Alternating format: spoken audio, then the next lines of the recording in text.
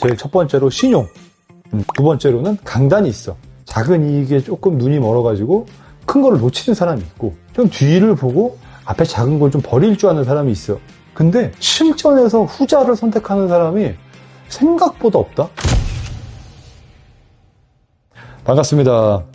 오늘의 콘텐츠는 드라마 카지노? 카지노가 필리핀 배경이잖아요. 대표님이 또 필리핀에서 사업을 해보신 적이 있어가지고 제가 카지노를 준비해봤습니다. 필리핀에서 어떤 사업을 해보셨나요? 일단 지금은 안 해. 지금은 거의 하지 않고, 그전에는 이제 뭐 카페도 하나 했었고, 뭐 작은 이제 가게들이나 이런 걸 좀 했었지. 내 친형 같은 형이 한 명 있고, 내 친동생 같은 동생이 하나 있어, 거기. 계속 사업을 하고 있고, 이제 나도 그분들 때문에 계속 왕래를 하면서 뭔가 같이 할 게 있으면 좀 도모하고 했는데, 코로나 이전에 이것저것 좀 오픈을 했다가, 제일 마지막에 오픈한 게 치킨집이랑 핫도그 가게였어요. 2년 전에 치킨 매장하고 뭐 핫도그 매장을 오픈했어요. 오픈하고 나서 한 달 있다 코로나가 터진 거야. 3개월 만에 참아라. 그러면 괜찮아질 거다. 이게 2년이 됐습니다. 그래가지고 오픈하고 2년을 못 갔더니 가게가 없어졌더라고. 망하신 거네요. 그래도 해외 사업을 계속 하고 싶은 마음이 있어가지고 지금도 뭘 할지 계속 들어가서 좀 살피고 있습니다. 그럼 카지노 보셨나요? 드라마 봤지. 재밌게 봤어 아주. 차무식 보셨을 때 어떤 느낌이셨어요? 일단은 이 이야기가 한 3분 정도의 이야기를 좀 섞어 놓은 거야, 이게. 실제 계시는 분들의 이야기 중에 조금씩 이게 모티브를 따와가지고 섞어 놓은 스토리가 있어. 완전히 실화다 이건 아니지만 그분들의 특성들이 좀 있거든, 이렇게. 그 이야기를 좀 섞어서 약간 이제 아는 사람들이 딱 보면 이 부분은 이 회장님 얘기구나. 이렇게 좀 알 수 있을 정도로 좀 섞어 놨다. 그래서 그거 보는데 뭐 나름 그런 재미가 좀 있더라고. 그럼 누군지 알려주세요. 그걸 얘기하면 안 돼. 침 맞을 수도 있을 거거든요. 차무식이 네가 2학년 짱이라며. 너네들은 원래 선배들한테 이러냐?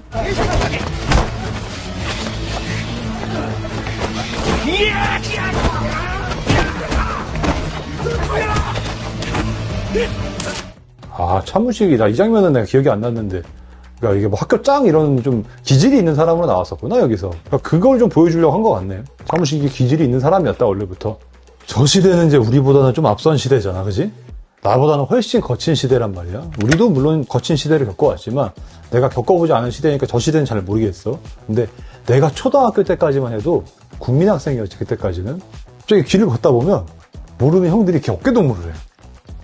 그러면서 얘기를 해. 앞에 보면서 야 웃어. 뭐 이렇게 얘기를 해. 그러면서 이제 어딜 데려가 이렇게. 이렇게 하면서 이제 으슥한 데 가가지고 야 얼마 있어? 10원에 한 대씩이다. 뭐 이런 대사를 실제로 치던 시대가 있었어. 30년밖에 안 된 얘기야. 오락실에서 오락하고 있으면 뭐 형들이 와가지고 한 3번 이기면 걸어와 이렇게 해가지고 이제 어금니를 물고 있지. 어김없이 그러면 죽방이 날라오는. 뭐 나도 그런 시대를 겪었는데 이 시대는 더 했겠지. 이자 넉넉히 넣었다. 네가 그래도 사업하는 놈이니까 하는 얘긴데, 사업은 말이다, 총으로 하는 게 아니야. 신용으로 하는 거지. 사업은 신용으로 하는 것이다. 어떻게 생각하세요? 이게 너무 당연한 얘기야. 이게 비즈니스라는 게 보통 2 종류가 있어. 크게 나누면 작은 이익에 조금 눈이 멀어가지고 큰 거를 놓치는 사람이 있고, 좀 뒤를 보고 앞에 작은 걸 좀 버릴 줄 아는 사람이 있어. 당연히 우리가 알고 있잖아. 자, 누가 성공하겠어? 후자죠. 네. 그치? 근데 실전에서 후자를 선택하는 사람이 생각보다 없다? 이게 옆에서 보면 좀 보여. 제가 왜 지금 이걸 선택하지? 당연히 이걸 포기하고 뒤에 더 큰 거를 생각해야 되는데, 당장 손해보더라도 이렇게 해야 되는데 라고 옆에서는 좀 보이는데, 이게 내가 이제 1인칭으로 들어오면 사람이 잘 안 보여. 내 사업을 하는 데 있어서 뭐 내가 주제 넘지만 감히 이야기를 한다 그러면 신용만큼 중요한 게 없지. 당연히 내가 한번 뱉은 말은 지킬 줄 알아야 되고, 이런 게 있어. 예를 들어서 내가 A랑 일을 하다가 B가 나를 꼬드겨. A랑 일하지 말고 나랑 일하자. 더 많이 줄게. 그랬을 때 내가 아이고 감사합니다 일로 갔어. 당장은 좋겠지. 얘 마음속에는 어떤 생각이 있을까? 저 새끼는 뭔가 더 이득이 있으면 바로 사람 버리고 움직일 놈이야 라는 생각이 본인도 모르게 박히게 돼. 이 관계가 오래 갈까 그러면 사실 의리나 뭐 이런 것 때문에 신의를 지켜라가 아니야. 이 관계가 오래 가지 못한다는 거지. 왜? 얘 베이스에는 이미 저 새끼는 금방 이득이 있으면 남을 배신할 놈이야. 그런 불신이 있어. 그랬을 때 내가 이제 어떤 사업과 관련된 다른 사람을 만나거나 뭔가 했을 때 어떻게 되겠어? 의심을 계속 하겠지. 이런 구조로는 비즈니스가 오래 못 가. 사실 여기서 신의를 지켜야 되는 이유는 이게 가장 큰 이득이기 때문이야. 당장 손해인 것 같아도.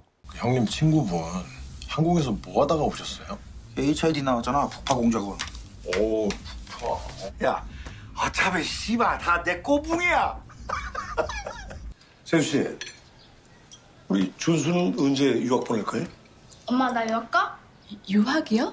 대표님도 이 차무식처럼 친구나 파트너한테 배신을 당한 적이 있으신가요? 배신의 정의가 좀 애매한데 그런 얘기를 많이 하잖아.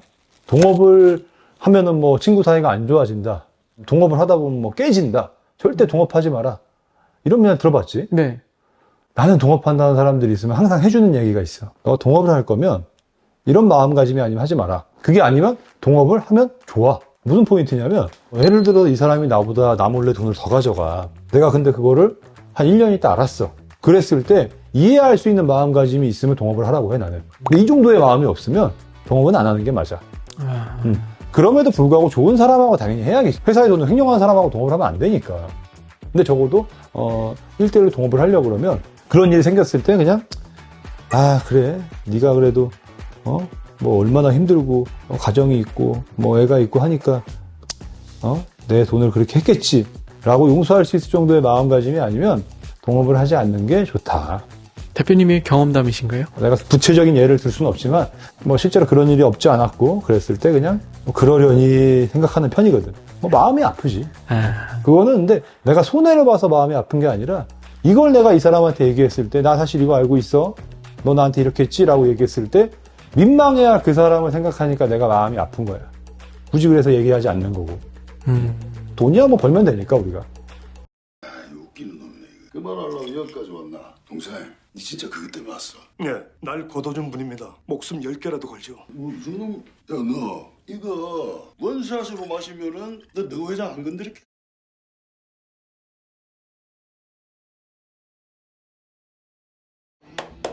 니 마음에 든다. 야, 이 장면은 일단은 차무식은 술을 좋아하는 사람이야. 나는 절대 못 먹어, 저렇게. 야, 죽을 것 같아, 보기만 해. 다른 관점에서 볼 게 있다? 저 그 조폭도 의리 있는 사람인 거야. 보통 같으면 먹인 다음에 또 괴롭히지. 여기서 간과하면 안 될 거는 저 뒤로 10원도 뺏기지 않았대잖아. 양주 한 병을 먹인 걸 보고 저 사람이 나름 신의와 의리가 있다. 저 사람도 신용이 있는 사람, 사업하면 잘 될 사람인 거야. 대표님도 혹시 사업을 하다가 조폭을 만났던 경험이 있으신가요? 이거 뺐죠. 어이구, 전상무. 아이고, 오랜만이요. 네. 이야, 이거 이 바닥에서 이거 다 먹겠는데, 여기? 신경 좀 썼습니다. 그건 아니고, 내가 이 호텔에다가 입찰을 넣을 건데. 그렇게는 안 돼요. 벌써 1년 동안 돈 넣고 기다리는 분들. 아니, 나도 기다리고 있었어요, 뒤에서. 내가 하고 싶으면 하는 거지. 죽고 싶어요? 차무식이 여기서 보면은 뺐다시피 이렇게 입찰을 진행을 하는데 필리핀에서 이렇게 진행될 수가 있나요? 내가 일단 그런 큰 이권을 내가 접해보지 않았으니까 함부로 얘기하기는 좀 어려울 것 같아. 근데 좀 이런 게 있어. 어느 해외나 어느 정도는 그렇겠지만 이제 필리핀 하면 치안이 좀 안 좋다는 얘기들이 있잖아, 그지? 어느 한 측면에서는 법보다 주먹이 좀 빠른 측면이 실제로 있어. 왜냐면 우리는 예를 들어서 내가 지금 너를 귓방귀에 팡 때려. 그럼 너 경찰 불러. 네. 바로 오지. 네. 그럼 내가 막 조사받으러 가야 되지. 그렇죠? 이런 어떤 강제력 때문에 우리의 어떤 사회가 규율 안에서 좀 돌아가는 게 있어. 근데 필리핀에서 예를 들어 같이 갔어. 내가 너를 빵 때려. 그럼 너가 경찰을 일단 부르기가 쉽지 않아. 현지 폰이 있어야 되고. 네. 영어를 할 줄 알아야 되고. 네. 대사관에 전화해서 해야 되는데 밤 10시야 예를 들어. 대사관이 전화 받겠어? 안 받죠. 쉽지 않지. 그래서 경찰이 왔어 예를 들어. 그럼 어떻게 얘기할 거야 또. 우리나라처럼 막 뭐 CCTV가 많고 막 이래? 아니란 말이야. 그 외국인 싸움이나 이런 데 있어서 사법 제재가 신속하지 않다 보니까 법보다 주먹이 조금 빠를 때가 있어. 그러다 보니까 약간 이제 좀 사람들 중에서 거친 직종에 있는 분들은 여기서 내가 이제 좀 밀리면 안 된다. 뭐 보여줘야 된다. 이런 사고방식들이 우리나라보다는 좀 더 많지. 옛날 우리나라 80년대처럼. 약간 좀 이제 우리나라보다는 조금 부정부패가 있지. 예를 들어 뭐 허가가 안 나야 돼. 근데 내가 예를 들어 누구를 알아. 뭐 내 얘기는 아니야 이건. 예를 드는 거야. 내가 여기다 돈을 좀 전달할 수 있어. 그러면 안 되던 게 되는 케이스들이 좀 많지. 그러니까 실제로 누군가는 그걸로 인해서 득을 볼 거고 누군가는 그걸로 인해서 손해를 보는 케이스들이 내가 눈으로 본 것만 얘기하는 거야. 없지 않아. 대단하지. 무에서 유를 창조한 사람들은 대단한 사람이야. 근데 하나 간과하면 안 될 거는 이게 되게 합법적인 사업을 해가지고 지금 막 성장한 게 아니잖아. 그러면 말로가 내가 여러 번 봤을 때 좋은 케이스들이 뭐 없지 않을 수도 있겠지. 내가 못 봤을 수도 있는데, 근데 내가 본 바로는 내 짧은 어떤 그 식견으로는 잘 없더라. 그래서 이 드라마도 끝까지 봐야 되겠지만 결말이 뭐 좋지 않기로 이제 좀 알려져 있잖아. 그러니까 편법이나 불법을 써가지고 좀 잘 되는 케이스들이 마지막 돼가지고 끝까지 되게 롱런하는 케이스들이 많지는 않다. 그런 게 이 드라마에 좀 교훈이 있지 않나 생각합니다. 차무식이라는 사람이 이렇게까지 사업을 키울 수 있었던 능력, 그리고 뭐 포인트들이 있을까요? 제일 첫 번째로 신용. 차무식이 되게 강조하고 그런 모습을 많이 보이는 장면들이 나오는데, 이건 기본이야.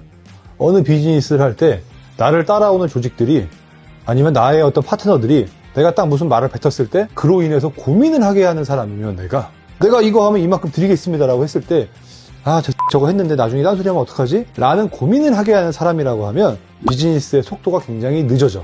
그건 신용이거든.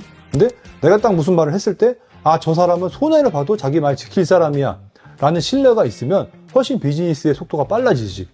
때로는 어떤 공동 투자를 해야 돼. 그랬을 때 신용이 있는 사람과 없는 사람은 하늘과 땅 차이야. 두 번째로는 강단이 있어. 어떤 비즈니스를 진행할 때 할지 말지에 대해서는 되게 오래 고민을 해. 근데 하고자 딱 마음을 먹었으면 끝까지 밀어붙이는 그런 모습들이 사업의 거물이 되는 계기가 아니었을까라고 생각을 합니다. 그게 좋은 모습은 아니에요. 근데 그럴 수밖에 없어, 차무식은. 왠지 알아? 이 사업이 불법이기 때문이야. 이게 합법과 불법 비즈니스의 큰 차이야. 인재의 풀이 달라. 왜 여기서 차무식이 정파리를 큰 잘못을 했을 때 쉽게 깔 수 없느냐? 뭐 첫 번째는 의리가 있지, 물론. 근데 두 번째는 이만한 애가 잘 없는 거야. 예를 들어서 연봉 뭐 한 8천 받는 삼성전자의 팀장이야. 뭐 부장급이야. 그런 애한테 가가지고 나와 같이 카지노 가가지고 나를 위해서 희생해다오.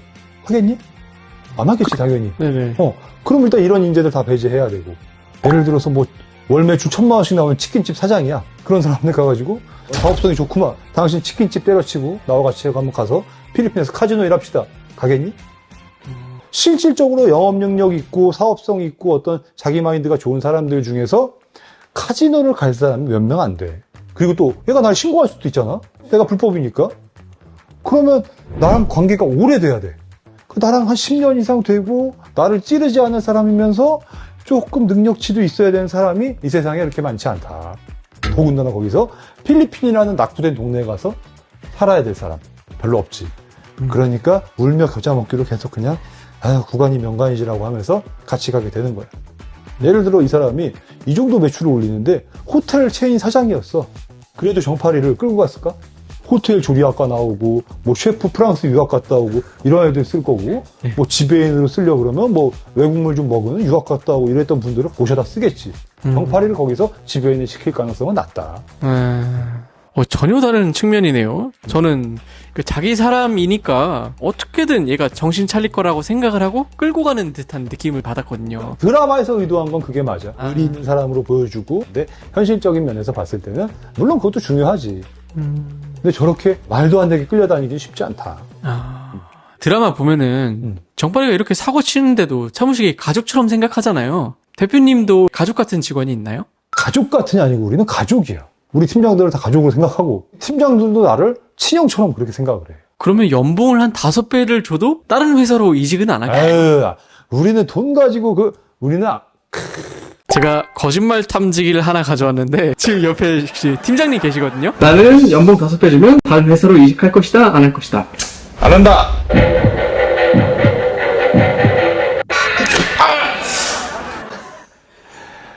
5배는 좀 많다. 아버지 회사에서 5배 주면 가겠다.